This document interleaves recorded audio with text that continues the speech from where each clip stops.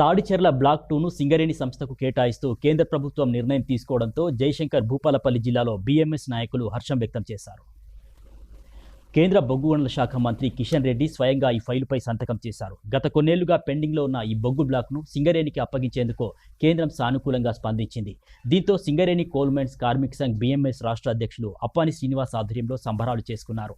ఈ సందర్భంగా ప్రధాని మోడీకి, కేంద్ర మంత్రి కిషన్ రెడ్డికి వారు కృతజ్ఞతలు తెలిపారు. ఈ బ్లాక్ ద్వారా సుమారు 277 మిలియన్ టన్నుల బొగ్గు నిల్వలు వెలికి తీసే అవకాశాలున్నాయి. దీనివల్ల దాదాపు 30 ఏళ్ల పాటు బొగ్గు ఉత్పత్తి కొనసాగుతుందని అంచనాలున్నాయి.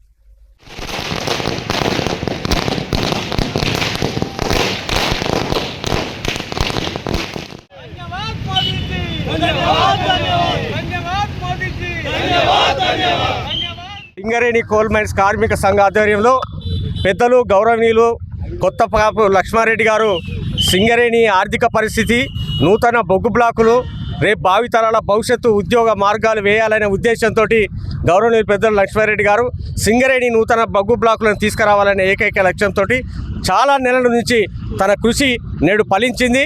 వారి ఆదేశాల మేరకు సింగరేణి కోల్ మైన్స్ కార్మిక సంఘ్ ఏదైతే జయశంకర్ జిల్లా భూపాలపల్లి తాడిచెర్ల బొగ్గు బ్లాకు నెంబర్ 2 ఏదైతే ఉందో, గతంలో ఉమ్మడి రాష్ట్రంలో ఉన్నప్పుడు గతంలో రాజశేఖర రెడ్డి గవర్నమెంట్ తన అల్లునికి ఇచ్చుకునే ప్రయత్నం చేసిండు.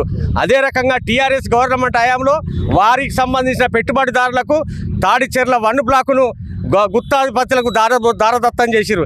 సింగరేణికి దక్కాల్సిన, సింగరేణికి తీయాల్సిన బొగ్గు ఇలా ప్రైవేటు సంస్థలు కట్టబెట్టే ప్రయత్నం చేస్తే అడుగడుగునా గౌరవనీయులు పెద్దలు బొగ్గు గనుల శాఖ మంత్రివర్యులు కిషన్ రెడ్డి గారి దగ్గరికి పదే బీఎంఎస్ నాయకత్వం అంతా బృందం అంతా పోయి సింగరేణి ఆర్థిక పరిస్థితిపై పూర్తిగా కులంకుశంగా వివరించడం జరిగింది.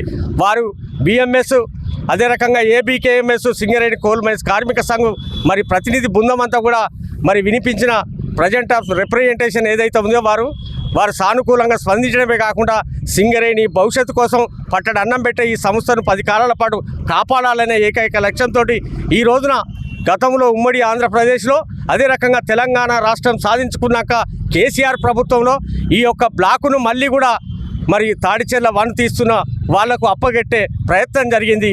ఆ కుట్రలన్నీ భగ్నం చేసి కిషన్ రెడ్డి గారు ఈ రకంగా సింగరేణికి అప్పగించడం జరిగింది. ఈ రోజున మరి ఈ యొక్క సింగరేణికి తాడిచెర్ల 2 బ్లాకును కేటాయించడానికి గౌరవ పెద్దలు ప్రధానమంత్రి గారు మరి అదే రకంగా కిషన్ రెడ్డి గారు ఇలా సింగరేణి కార్మికుల భవిష్యత్తు కోసం తాడిచెర్ల 2ను మరి అప్పచెప్పడం జరిగింది.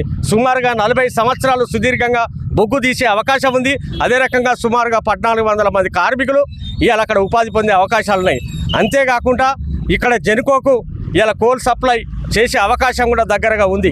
అంతేకాకుండా ఈ సింగరేణి అభివృద్ధికి ఇలా రాష్ట్ర బడ్జెట్కు ఆర్థికంగా కూడా మరి రెవెన్యూ బడ్జెట్ పెంచే అవకాశం ఉన్నది.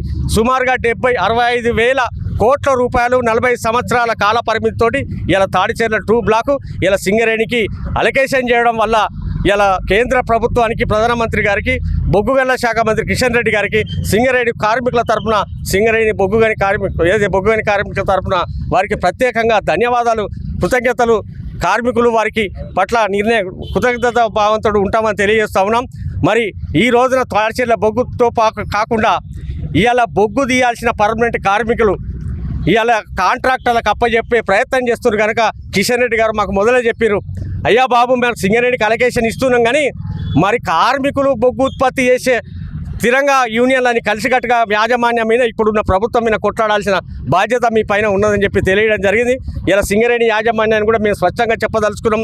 ఇలా ప్రైవేటు కాంట్రాక్టర్లకు ఇలా గుత్తాధిపత్యంగా బొగ్గు వెలికి తీసే ప్రక్రియను సింగరేణి యాజమాన్యం ఈ యొక్క రాష్ట్ర ప్రభుత్వం, కాంగ్రెస్ ప్రభుత్వం విరమించుకోవాలి. పర్మనెంట్ కార్మికులతోటి మాత్రమే బొగ్గు ఉత్పత్తి చేసే విధంగా తాడిచెర్ల బ్లాకు కొనసాగాలని చెప్పి బీఎంఎస్గా మేము కోరుతా ఉన్నాం.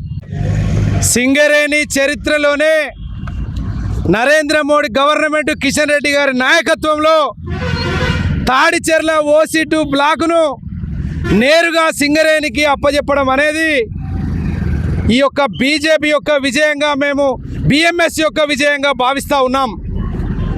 ఎందుకంటే ఇదివరకున్న కాంగ్రెస్ ప్రభుత్వం, టీఆర్ఎస్ ప్రభుత్వం, చంద్రబాబు నాయుడు, రాజశేఖర్ రెడ్డి ఎవరైనప్పటికీ ఈ ఓపెన్ కాస్ట్లు అన్నింటినీ బొగ్గు బయటకు తీసుడు అనేది వాళ్ళ బంధువులకే టెండర్ ద్వారా అప్పగించేది.